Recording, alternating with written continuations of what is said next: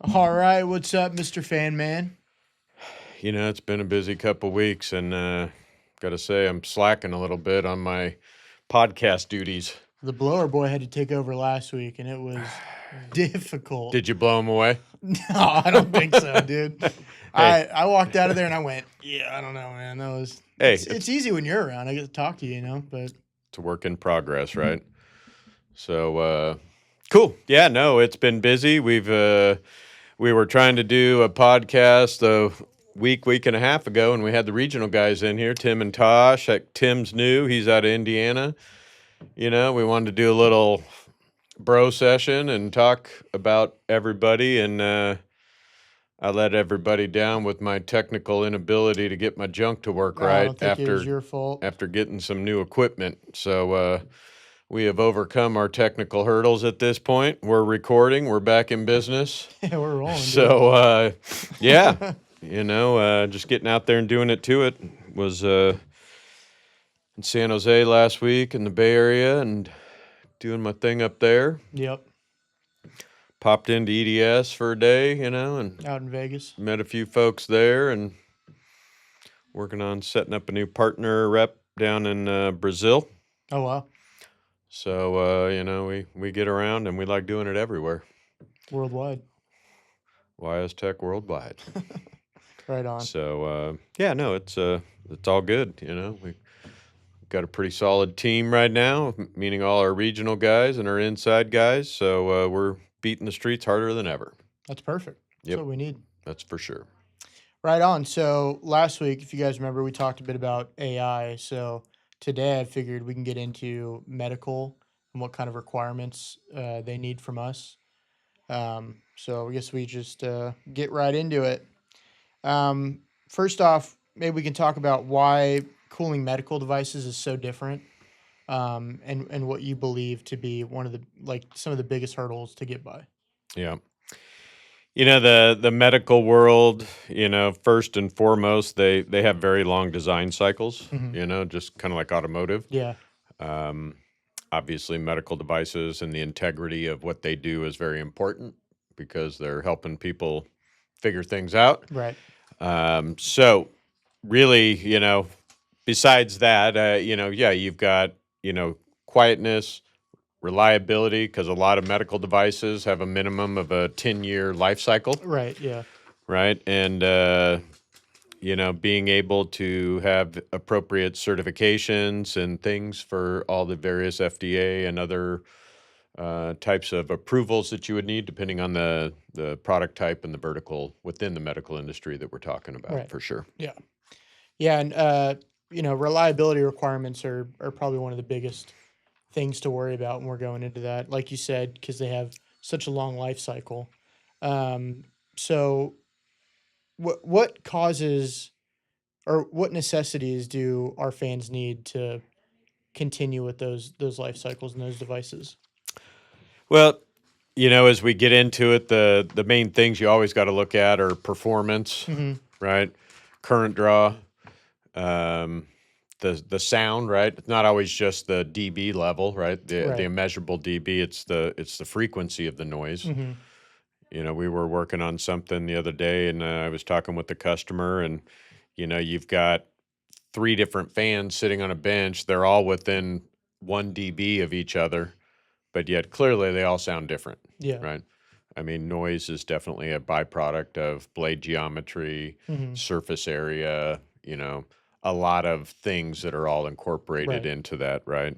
So, I find that working with customers, it's always getting in and understanding how you can dial that thing in perfectly, right? Because you got to have the right thermal performance, Yeah. Of but you course. certainly want it to sound right, Yeah. or we should say not hear it at all. Yeah. That'd be ideal. Yeah, in the Yep, medical field for for sure. sure. Yeah. And now, after we get past the reliability aspects, there's also certificates that we need and compliance to get in the door with these guys. What kind of stuff do we usually see in that department? Well, for us, it's the FDA and things like that do not actually approve the fan itself, right? So, we may need to be able to provide cleanliness specs for things, because some things, if they're going into clean room applications, particle contamination is very important. Mhm. But it's really all of our fans are UL and TUV approved, so you have your basic certifications going into it. It's the customers that have to accomplish their certifications, and that is a sum of all products, right? Right. And so everything would be ridiculously expensive if every single component had to be certified to medical standards. So the norm is usually, the customer is going to get their device certified, and it's a sum of all It encompasses components that everything. that Yeah. get you there, right? Okay. So really for us, it's UL if you need some IP ratings or something like that for waterproofing. Mhm. But for us on the safety or on the documentation front, like where we can shine with customers is, you have to retain records for up to 10 years, Right. right? You have to give CFCs on all the things and all the date codes and all the paperwork. And you know how much of a pain that is Dude, it because is difficult. so it's just, I mean, it's part of the deal. We're happy Yeah. to do it. So, you know, that's part of the paperwork side of things that we typically try and make work. Yeah, it's just a little bit tedious, not really difficult. It's Yeah. a lot of stuff though. Yeah. Um, all right, let's talk a little bit about airflow in some of these devices. With how small devices have been getting, have you been seeing, any problems with designing into airflow paths or anything like that? It's we see more and more applications where customers will use speed control in their fans, Mm-hmm. right? Because sure, we can make a nice quiet fan, but to take it up to a better level, right? It's like, your device is not going to be on 100% all the time, Right. right? I mean, if you're getting a procedure done and whether it's outpatient or inpatient, whatever, right? When they're working on you, sure, all the machines are going to be going, but as soon as you're done and they Yeah. roll you out of the room, well, they're going to turn everything off or throttle it down, right? Yeah. So, um, a lot of that comes through speed control, Mm-hmm. so you can get it there. But then, we have really pushed a lot. What we haven't pushed, we've offered Mm-hmm. um, how you mount fans, right? Right. And it's like most people don't think about that, but we've learned a lot from all of our automotive friends and customers. It is, I'd say, 9 out of 10 times you have some type of vibration isolation or a rubber boot that the fan is mounted in within a product. Right. Whether you're talking about seat vent or telematics, which is your radios and amplifiers and all that. Okay. I mean, anything in the interior cabin.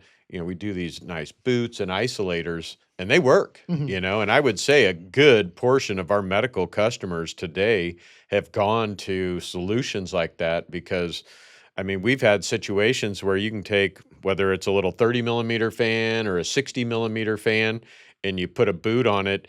You could put that in your device such that there's no hardware, right? You put it in there and it would be a captive mount, Mm-hmm. right? To where when it's there, once you put the lid on the device, it's all good. But in isolation or vibration packaging like that, you can reduce your dB anywhere from 2 to 5 dB, depending on the Jeez, system, which that's is a lot. crazy. Yeah. I mean, it's enough to really change the chassis resonance. Then that's where the annoying sound usually comes Yeah. from. I got you. Yeah. Right on. And then cleanliness, we talked a little bit about that with all of the certs that we need and all that. Is that has that been a huge thing with a lot of customers? It's the two worlds that ask for cleanliness specs the most are automotive, believe it or not, and medical. Usually, it's the type of packaging that we put our stuff in. A lot of fans today now come in a plastic tray or something versus Mm-hmm. cardboard, right? Because you can get a lot of cardboard dust and other things on there. So, if there's sensitive requirements for customers, we're happy to address those and be able to do as we see fit. Perfect. The cleanliness side of things, if we're talking about filtering or other things, that's like, okay, in the application, that's a little bit different story, Yeah. right? Because anything that moves air is going to create static and dust at some point, Right. right? You can be in a clean room and you're going to get it sooner or later. Mm-hmm. And, having a DC motor in there, you're naturally creating a little static magnet, essentially. And that's why fans just collect it. So, cleaning them up, you can filter it, right? That's not a problem. But then you add back pressure to your system, so then you got to make up for that Somewhere, yeah. with your fan and the performance. Hmm. So yeah, there's that's not the hardest part of the deal, that's for sure. So Right. we definitely got tips and tricks along the way to help work through that. Right on. And maybe just, last thing here to kind of tie in from last week. Where do you think AI is going to be involved in the medical industry? Like, have you been hearing anything about maybe the way devices are going to be going, or how operation rooms are going to be looking at AI? It AI is doing a lot in the software side of things, right? Hmm. And so, for us and, utilizing some AI, we might be able to, integrate it into how we design fans, and can it help you come up with things that are a little bit more creative. Yeah. This guy right here, the Tai Chi fan that we talked about a while ago, which we're going to have in stock at DigiKey here real quick, for you guys that are looking for something for your gaming. But I mean, geez, we've even got this starting to get into guys that make some, like the quiet rooms you can go into, the Yeah. pods, Hmm. they're looking at stuff like that. And I've got another guy looking at it because at about 125 CFM and rocking out at under 30, I think it's like 33 dBA or something like that. That's pretty good. Pretty good, and it's Yeah. pretty solid airflow with static pressure rating. So, anyways, it helps you come up with interesting designs. Yeah. And you know, for medical, AI seems to be, it's very good at solving problems and looking at statistics and math and all that. So I Yeah. really think, in chasing solutions to diseases and things like that, that's where it's amazing. How it could be brought into, I think if we're talking about how you use it, right? I mean, I think that robots, whatever industry you're in, Yeah. that's how AI is going to touch us the most. I mean, we all think that, hey, robots are, still a long ways away, but I don't know. We'll see. I mean, everybody keeps talking like within a year or two max, like we're going to get infiltrated. Have you been? You see those videos of little robot dudes running around on like Instagram or whatever? uh, Oh, they're my favorite because they'll run and try to catch themselves or whatever, and just eat it face first. I'm like, it's awesome. I but they're love them. not bleeding and they get up and do it again Yeah, and they do the don't same thing. complain. Yeah,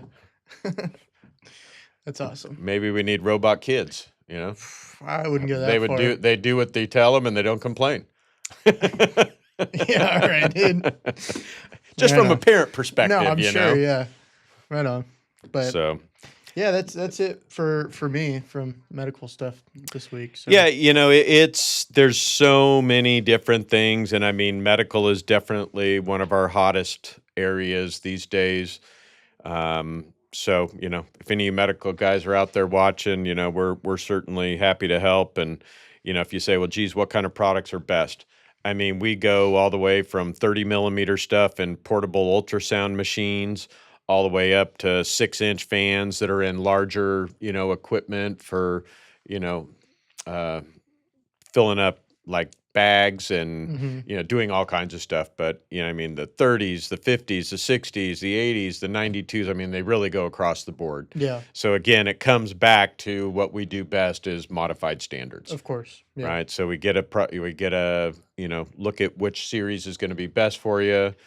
We're working with the customer right now that needs a 120 millimeter fan, but we're looking at some 92 by 25s. We're looking at 120 25s. We're looking at the 140 45 because it's just kind of dialing it in. And once we get down and understand the operating point and the performance goals, then we can really go to work and dial something in special for you.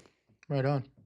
That's perfect. Yeah. So if you guys are in the market for anything, just hit us up. I'll leave our emails down in the link below, and you guys can reach out and we'll get you rocking. Yep. Gonna think I'm in the office another week or two, and then be on the road again with the guys. And Tim and I will be Oh, Midwest. working Michigan, I think the week of June 17th, and then working Ohio and Indiana the week of the 22nd. So Summer is upon us, and it's time to squeeze some stuff in before everybody's on vacation mode. Yep, that's right.